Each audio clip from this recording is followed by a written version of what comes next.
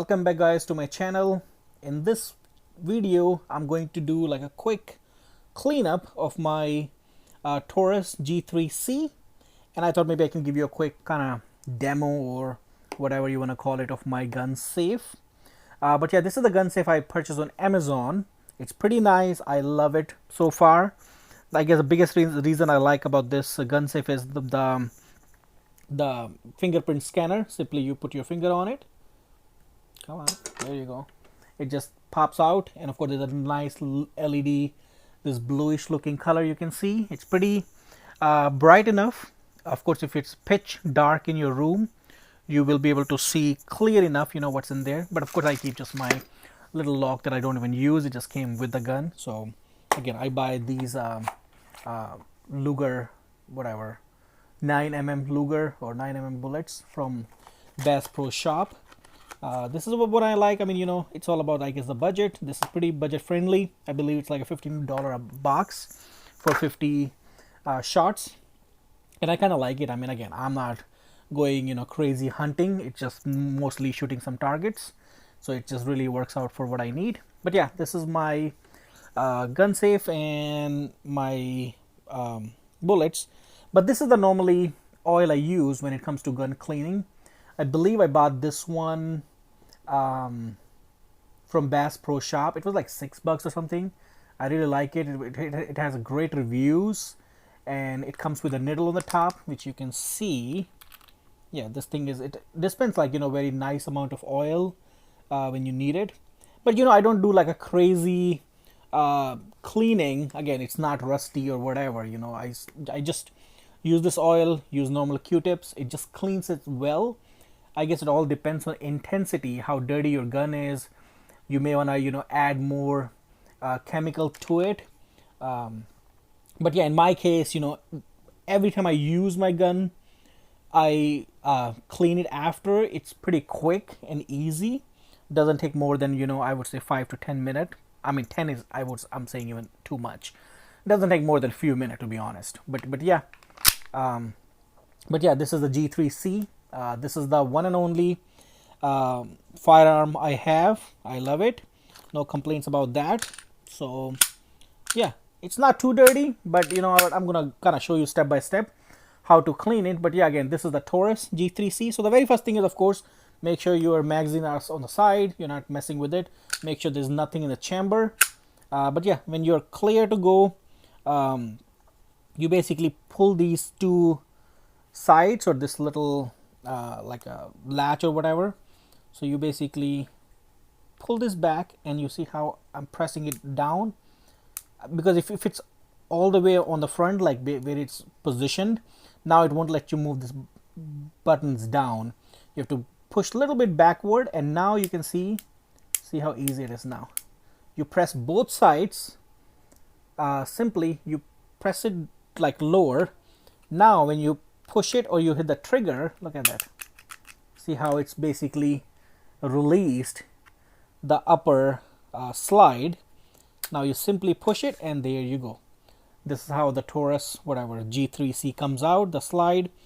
Now you basically want to clean some areas with a Q-tip, and you also want to lubricate after it. Again, my gun is not too dirty. You can see I did it like, I don't know, about a month ago or something. You can see a little bit oil is still there, which is really good, you know, thing. But again, I guess the basic common sense is make sure your hands are clean.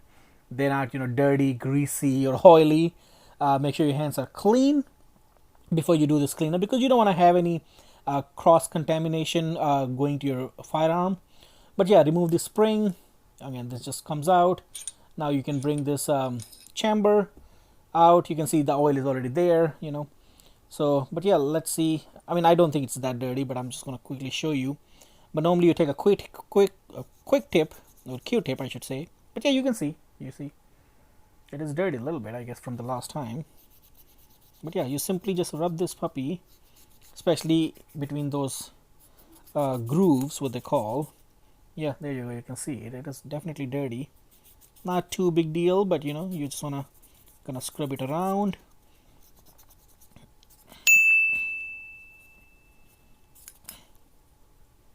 Yeah, definitely But yeah, this is your pin. Yep. Here you can see, there you go. See, this pin comes out. I believe this is what they call fire, I don't know, needle, or I don't know. I don't know the exact term, but I know this is the one that basically hits the bullet. Um,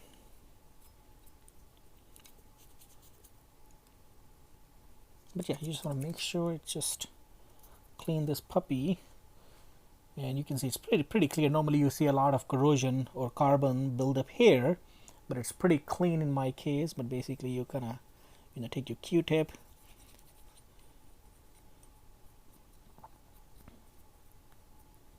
I'm going to take some oil here. Yeah, basically you can look at it here, basically very low amount. It just basically dispense enough for you to yeah. And in my opinion, you know, people that kind of go professional cleaning, I think too much of, you know, overrated. I think you should kind of try to do it yourself. Honestly, as a firearm holder, you should learn these basic skills. It's going to save you a lot of money in the long run. Plus, you also know how to repair it. I'm not saying you have to repair in every instance, because depends on intensity, depends on like damage. You may have to reach out to a professional, but it's something simple as, you know, changing the spring. You know, you can easily do that. I know this do get damaged over time, but you know, something small like this, you can easily do it yourself. You don't really have to go for everything to a professional, you know.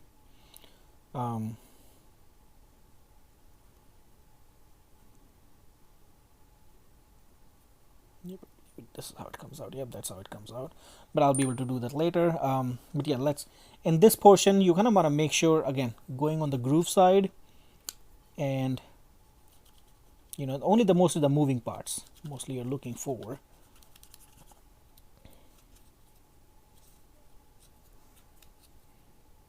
Yeah, I'm gonna take this next one. You can see it's kind of got, again, I didn't use too much oil yet because it already has some lubrication on it, so I'm kind of basically wiping it. So it also, I guess, for the last 1 month it was like sitting with a little bit oil all around. It kind of got, you know, loosen it up, so I was able to get some of the good carbon out, and I'm gonna give a fresh coat once I'm done. But normally when it's dry, I do use the oil as I move it, but it depends, you know. In my case it's pretty already lubricated, but in your case you may want to apply the oil as you move forward.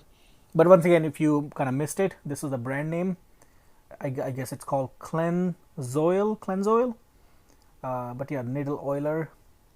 But yeah, I guess maybe I'll put like a link or something in the description box down there. But if you have any question, just let me know.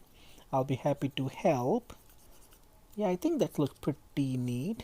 I guess it's not too bad. But yeah, you can see it's kind of got dirty again.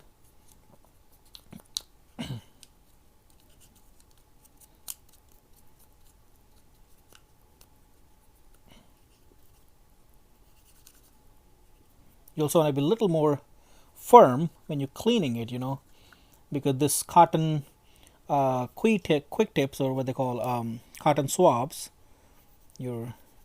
these are pretty nice cotton, so they're not as loose cotton. So yeah, they don't really leave any lint behind. They're pretty nice. Yeah, I think it looks really neat. I don't know if you can see it. That looks pretty neat. Yeah, check this out. Pretty neat, yo.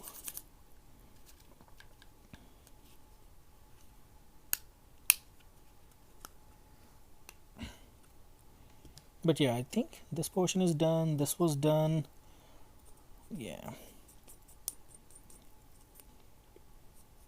Again, it's not a bad idea to use the oil as you're wiping it, because that also help remove the carbon as you do it.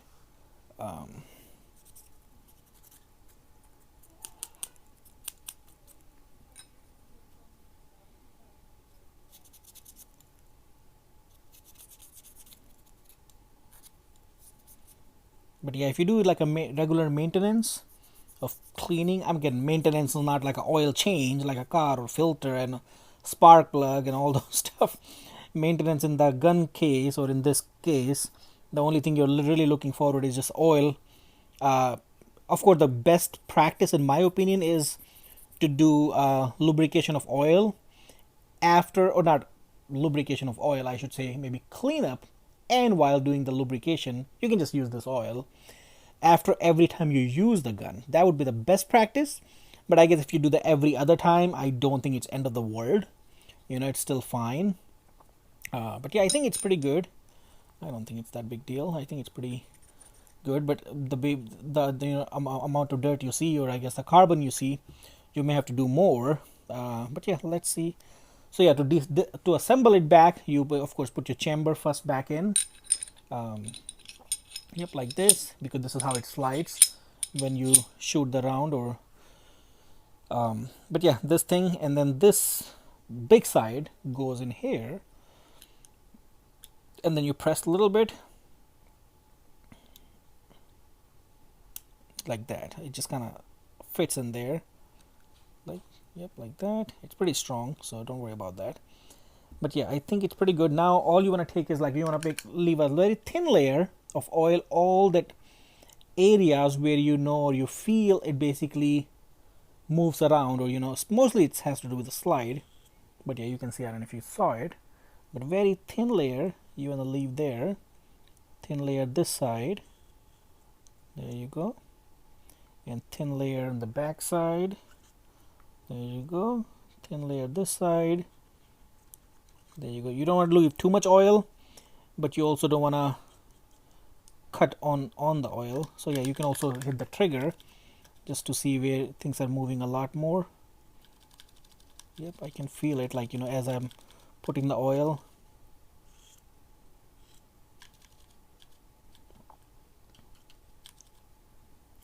Yep, that looks pretty good. But yeah, there's not a lot of area here.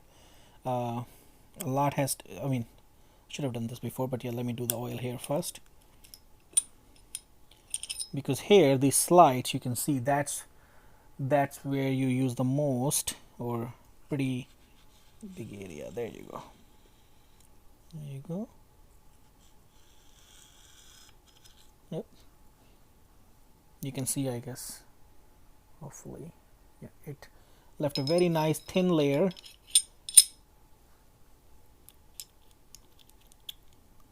There you go. Yep. Now I like to kind of put few drops here, because these springs, of course, when you're shooting, or at least whacking this back and forth, it's at least use a lot more. There you go. Yep, that looks good. I'm gonna put a little more on the chamber, but now you can put it back in. Let's see. So yeah, to put this puppy back, you want to, of course, hold. This is the back side, and first you kind of slide these two grooves in here, and then make sure it's completely straight, and then, oh, see, it's not fully straight, and then you basically go all the way back. There you go. See, it's already latched itself. Yep, now when it's there, you can maybe press the lock. Now when you have access to the chamber, it's a good idea to have like few drops around. And also you can see the spring right below is also exposed now, because of the slide is all the way back. Now it's a good idea to put like just small drops of oil. Yep, there you go. Now, yep, of course you can see a little bit, because of my hand, some oil kind of came out, so it's also good idea to just wrap with a towel. I don't have it handy with me, but you can, okay, just of course I can use this, but use like a towel or something after, just to wipe the extra excess of oil. Yeah.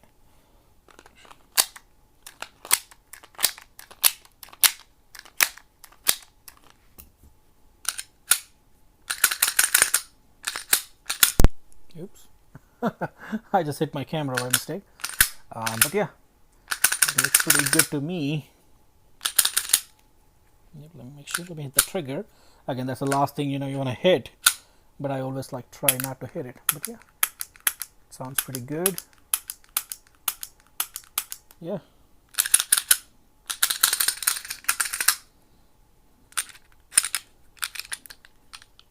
But yeah, you can see it looks pretty neat.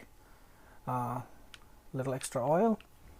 But yeah, guys, so this is it. I just wanted to make this quick and small video. And yeah, this is my holster. I believe I purchased this from Amazon. It's pretty nice.